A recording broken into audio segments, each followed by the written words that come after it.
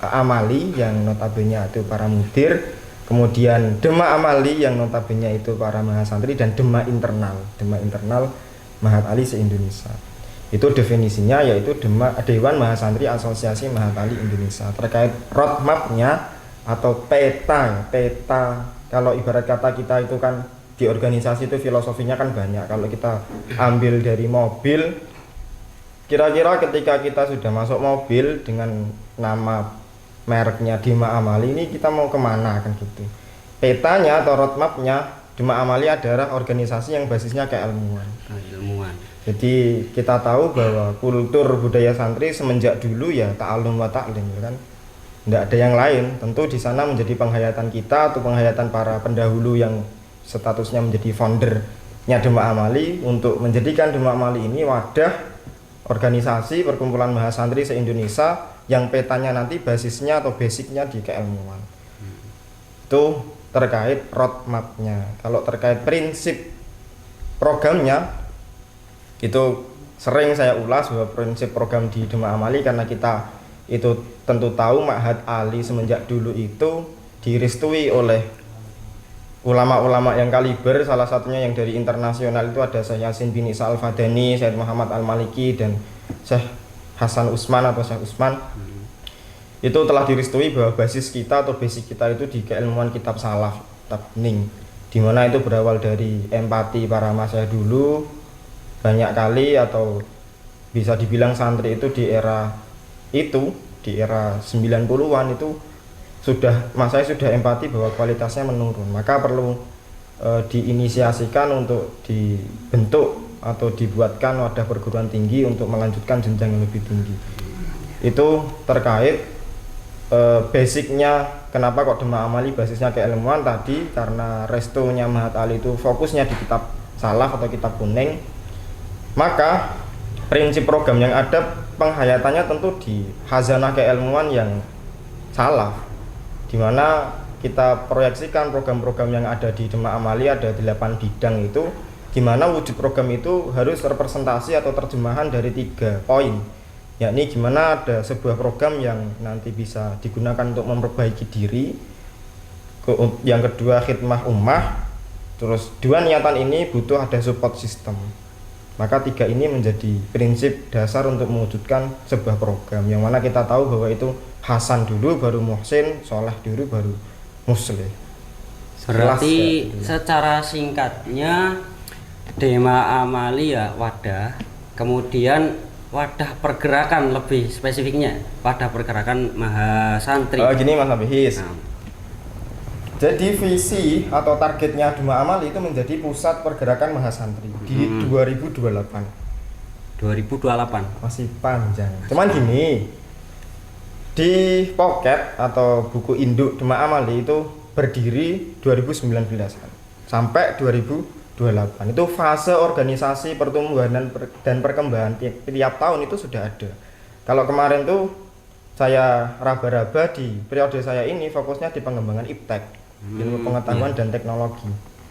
Tentu kemarin saya komunikasi dengan majelis pengawas, bukan serta-merta terus meskipun sekarang itu fokusnya di iptek kita stagnan bahas iptek aja, enggak. Tapi itu hanya skala prioritas.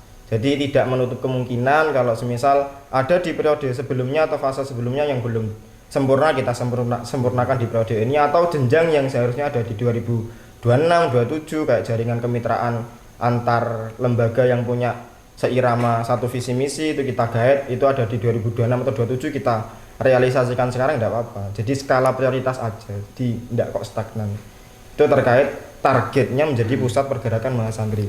Nah, perlu digarisbawahi, arti dari pusat pergerakan mahasantri ini bukan kok terus nanti punya target atau punya standar seluruh mahasantri se-Indonesia harus gabung di Dema, enggak. Tapi pusat pergerakan mahasantri di sini adalah itu akan tercapai ketika seluruh Ma'had Ali se-Indonesia itu berperan optimal dan bersinergi bersama untuk kontribusi nyata di tengah-tengah masyarakat, baik itu di berbagai bidang, entah itu di sosial, keagamaan khususnya, kenegaraan, budaya, dan seterusnya. Itu target pusat pergerakan akan tercapai ketika seluruh Ma'had Ali berperan optimal di bidangnya masing-masing dan sesuai khasnya masing-masing. Jadi tidak kok terus kata, ayo masuk Dema Amali semua. Enggak.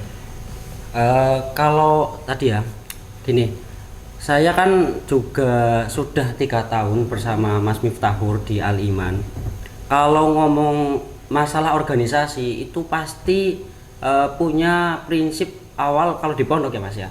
Pasti tangalum, pasti ada tangalum. Cuma kan tadi katanya Dema Amali ya tetap mempertahankan tangalum. Cuma untuk membedakan Dema Amali dengan organisasi mahasiswa yang lain itu ciri khasnya yang kelihatan mata itu di mana kira-kira? Gini mas nih, nopo nggih. Tentu kita ndak ini lagi kalau filosofinya sosial itu kan kalau kita duduk bersama maka dialog yang sifatnya membangun akan tumbuh kan gitu. Tentu kalau dibandingkan antara organisasi yang notabene mahasantri sama organisasi yang mahasiswa, tentu semuanya memiliki kesamaan yakni membangun karena organisasi itu kan ruangnya perkumpulan. Nah kalau perkumpulan tentu dialog terbangun. Tentu itu satu titik simpul sebuah kemanfaatan kan gitu. Kalau ingin tahu ini apa ciri khasnya tentang organisasi mahasantri sama mahasiswa bedanya apa? Ya tadi. Jadi gini ya. Basic keilmuan itu bukan serta-merta terus kita biasa berarti karena keseharian kita itu keilmuan bukan. Jadi bisa dibilang gini, kalau kita tarik ke manhajnya itu kan satu contoh di Maqasidus Syariah itu ada hifdzun nafsi ya kan. Menjaga nyawa. Tentu furu'iyahnya atau teknis kaifiyahnya kan banyak.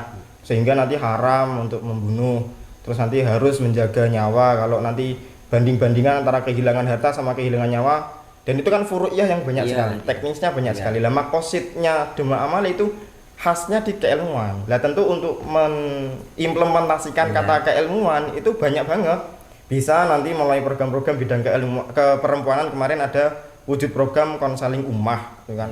Konseling ummah itu kan satu bentuk support system yang maqasidnya semisal nanti dari masyarakat ada yang kurang memahami terkait darah kewanitaan, nanti bisa curhat di konseling ummah. Semisal di periode ini saya targetkan ada 4 agenda besar, yang salah satunya stand konsultasi keagamaan. Itu penghayatan dari bahwa kita itu 75 atau 76 ya hari ini ya yang diresmikan atau yang resmi. Takhasusnya beda-beda itu kan.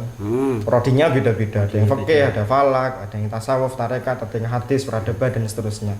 Maka titik simpul yang ada, tantangan dari kepengurusan Dema Amali adalah mewujudkan program apa untuk menjamekkan takhasus yang berbeda-beda ini kan. Terus akhirnya rumusan dengan kepengurusan ya udah kita buat stand konsultasi keagamaan. Ini yang dimaksud mungkin remeh. Artinya remeh itu kalau bayangannya cuman saya tanya A jawabnya B, saya tanya A jawabnya D misalnya. Itu kan remeh. Cuman kenapa saya bilang ini agenda besar gini? Tantangannya adalah zaman sekarang itu mayoritas umat atau mayoritas masyarakat adalah senang di dunia maya. Tentu kultur mayoritas santri itu masih menjadi maf'ul atau objek, belum menjadi fa'il atau subjeknya. Dia masih bisa dibilang seneng lah scroll kan, terusan menikmati konten yang ada, masih bisa dibilang mayoritas kayak gitu. Belum ada belum ada inisiasi bergerak bersama untuk kita harus buat. Nah tentu ini tantangan kita karena dari kultur tersebut maka perlu ada adaptasi dengan keilmuan yang IT misalnya atau tentang coding gitu kan, untuk bagaimana membingkai stand konsultasi keagamaan ini support sistemnya yang benar-benar mudah diakses masyarakat yang basisnya digital. Jadi kalau ini boleh disimpulkan ya sebentar ya agar nggak salah paham. Sementara yang saya pahami ya,